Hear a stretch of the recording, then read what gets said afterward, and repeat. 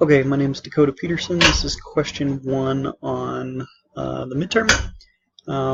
So for this I have to install Active Directory Federation Services, Telnet Client, and TP Client on the server. So in Server Manager, go to Add Roles and Features. We want role-based or feature-based installation. Pick our server. Go to Active Directory Federation Services. Next, we're going to go down to Telnet Client, TFTP Client. Next.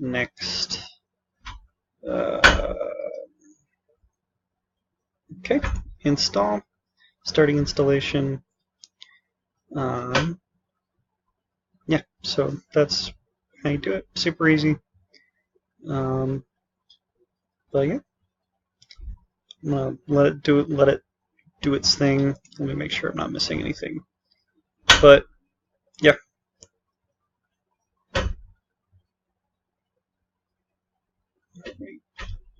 Anyway, I think I'm done for this one. I mean, they're installing. I don't know if you need to see the actual confirmation.